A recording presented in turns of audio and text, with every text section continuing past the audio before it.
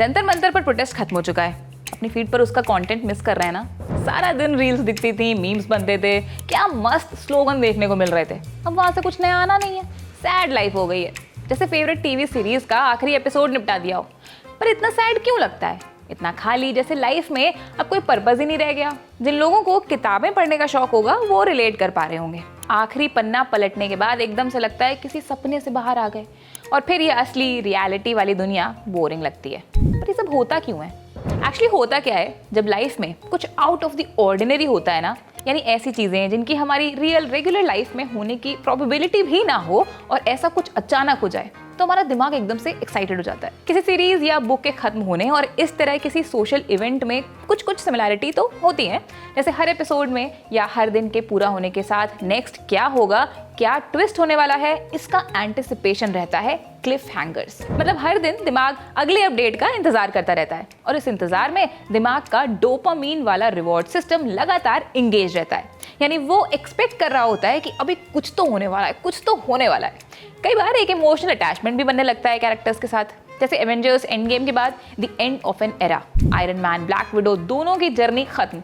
तो जिन लोगों ने स्टार्टिंग से फॉलो किया होगा इस फ्रेंचाइजी को, एंड गेम के बाद दिल टूटा टूटा सा लग रहा होगा, क्योंकि अभी तक ऑक्सीटोसिन जैसे जो सोशल बॉन्डिंग हार्मोन्स होते हैं वो रिलीज हो रहे थे उस बॉन्ड से। और प्रोटेस्ट टाइप इवेंट्स में तो एंडोर्फिन्स और एड्रेनलिन भी भर भर के रिलीज हो सकता है। ये वो हार्मोन्स हैं जो बॉडी को इमोशनली चार्ज्ड और फिजिकली एनर्जाइज्ड फील करा सकते हैं। नारेबाजी के दम पर गूज़बम्प्स भी ले आते हैं, और कोई भी एक्शन लेने के लिए रेडी फील करा सकते हैं। फ्रेंच सोशियोलॉजिस्ट एमाइल डर्कहाइम एक टर्म देते हैं, कलेक्टिव एफर्वेसेंस, यानी एक इंटेंस शेयर्ड एनर्जी जो लोगों को फील कराती है कि वो सब एक पर्पस, एक कॉमन गोल के लिए पूरी तरह डेडिकेटेड है। ये सारी कहानी का लब्बो-लुआब ये है कि दिमाग ऐसी चीजें एक्सपीरियंस कर रहा होता है तो अलग अलग न्यूरोकेमिकल सिस्टम्स इंगेज रहते हैं। अब अगर आप रोज सेम रूट से ऑफिस जा रहे हैं, या सेम काम कर रही हैं, या सेम लोगों से मिल रही हैं, तो उसमें क्या ही सस्पेंस रहेगा, क्या ही इमोशनल होना।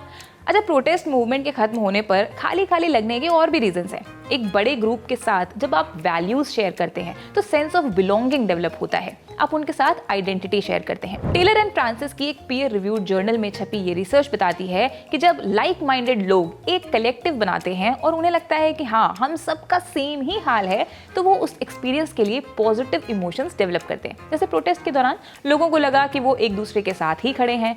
अब जब वो साथ छूटने लगा तो उसके साथ अकेलापन भी सेटल कर रहा है। टर्नर एंड ओक्स की एक सोशल आइडेंटिटी थ्योरी भी है। सोशल साइकोलॉजी की ये थ्योरी बताती है कि कैसे सोशल मूवमेंट का पार्ट होने पर लोग उसके साथ अपनी आइडेंटिटी जोड़ने लगते हैं। जो लोग प्रोटेस्ट में जिम्मेदारी की डिमांड कर रहे होते हैं, वो फिर वहां भी लोगों को पानी पिलाते हैं, कचरा हटाते दिख जाते हैं। इस तरह एक बड़ा मूवमेंट भी उन्हें पर्सनल लेवल पर इन्फ्लुएंस कर रहा होता है। जंतर मंतर वाले मूवमेंट में एक सबसे इंटरेस्टिंग चीज ये थी, इसकी ऑनलाइन प्रेजेंस थी। कॉकरोच जनता पार्टी बनी भी ऑनलाइन थी। फिर जितने ज्यादा लोग ग्राउंड पर थे, उससे कहीं ज्यादा ऑनलाइन कंटेंट के जरिए इसको सपोर्ट कर रहे थे। उसमें क्या होता है कि आप हर वक्त हर हलचल से जुड़े रहते हैं, लाइव अपडेट्स मिल रहे होते हैं, बार बार सेम चीजें आपकी फीड पर आती हैं। और ऑफ कोर्स अगर आप इसमें ग्राउंड पर जाकर हिस्सा नहीं ले पाते हैं तो फोमो भी होता ही है, यानी लगातार आप ये कंटेंट कंज्यूम कर रहे हैं। जाहिर है किसी चीज़ की आदत पड़ जाएगी तो उसके जाने के बाद बुरा लगेगा ही। और सबसे बड़ी बात, जब दिन का बड़ा हिस्सा किसी चीज़ में खर्च हो रहा होता है तो उसके खत्म होने के बाद ऐसा लगता है कि अब कोई पर्पस नहीं है। क्यों? क्योंकि अभी तक उन एक्टिविटीज के जरिए दिमाग को पर्पस मिल रहा था, एंटिसिपेशन बिल्ड हो रहा था, ऐसा लग रहा था कि हाँ, हमने कुछ अचीव किया है, चाहे प्रोटेस्ट के लिए जाना हो। अब वो सब तो रहा नहीं, यही सब बातें हो जाती हैं, चलता रहता है यही सब। आपको क्या लगता है? अपनी राय हमें कमेंट्स में बताइएगा। अपन फिर मिलेंगे।